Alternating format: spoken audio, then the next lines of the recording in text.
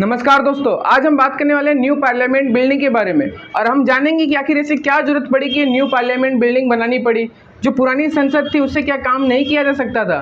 तो आपको मैं बता दूं कि जो हमारी पुरानी संसद है वो ब्रिटिश टाइम पे बनाई गई थी, यानी कि जब हमारा भारत गुलाम था, ब्रिटिश कॉलोनाइजेशन का टाइम था, तो उस टाइम पे ये संसद बनाई गई थी। और ये संसद के रूप में नहीं बनाई गई थी, ये बनाई गई थी काउंसिल हाउस के रूप में। और उसके बाद जब इंडिया आज़ाद हुआ तो उसके बाद है ना इसको संसद के रूप में है ना कन्वर्ट कर दिया।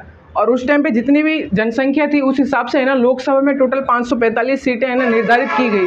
और आज जो है जनसंख्या और बहुत ज़्यादा बढ़ गई, तो सीटें भी तो बढ़ानी पड़ेगी। और पुराने संसद में तो इतनी सीटें भी नहीं है कि वहाँ पे और सारे मेंबर्स बैठ सके, इसीलिए हमको न्यू पार्लियामेंट बनानी पड़ी जहाँ पे हम सीटें को एक्सटेंड कर सकते हैं और ज़्यादा बढ़ा सकते हैं और ज़्यादा से ज़्यादा लोग वहाँ पे बैठ सके। और आपको मैं एक चीज़ बता दूँ कि जो लोकसभा है वो है ना मोर की थीम पे बनाया गया है, यानी कि आप जो भी देखोगे तो आपको मोर का टाइप ही पूरा दिखेगा।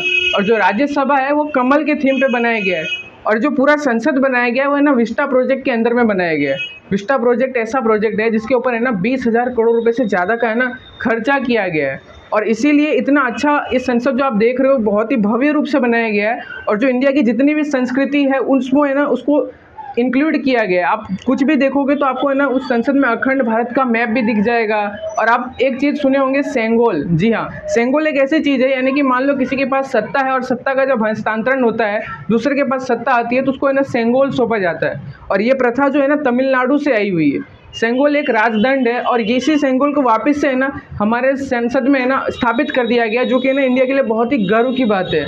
और ये चीज़ें गाइस होनी भी चाहिए। इंडिया का जो कल्चर है वो बहुत ही यूनिक है। अब आपको मैं ये बताता हूँ कि जो न्यू पार्लियामेंट बिल्डिंग है उसमें और क्या क्या सुविधाएं दी हुई है। अभी जैसे पुरानी संसद जो अपने पास थी उसमें जितना भी कामकाज होता था उसमें बहुत सारी तकलीफों का सामना करना पड़ता था, यानी कि उतनी ज़्यादा टेक्नोलॉजी नहीं थी। और पुरानी भवन जो थी उसको है ना 100 साल पुरानी हो गई थी, इसलिए उसकी इमारतें ना वो जर्जर होने लग गई थी। इसीलिए नया संसद बनाया गया जिसके अंदर हाईटेक टेक्नोलॉजी है, सिक्योरिटी बहुत ही ज़्यादा रखी गई है। और इसके अलावा यहाँ पे है ना जितनी भी सीटें देखोगे तो वहाँ पे है ना कंप्यूटर सिस्टम कर दिया गया, यानी कि पूरी तरह से अब इलेक्ट्रॉनिक सिस्टम हो गया है और इलेक्ट्रॉनिक माध्यम से ही पूरा कामकाज होगा। जितनी भी वायरिंग है वो सब अच्छे से की गई है। और पहले के टाइम पे जो वायरिंग की गई थी उसमें उसके लिए कोई ऐसा अलग से किया नहीं गया था, इसलिए सब ऊपर ऊपर से किया था, इसलिए उसका लुक इतना अच्छा नहीं आता था और उसमें बहुत ज़्यादा कठिनाई का भी सामना करना पड़ता था। और जो पुरानी संसद थी गाइस उसके अंदर है ना जो सनलाइट आती है ना वो भी नहीं आती थी, अंधेरा हो जाता था।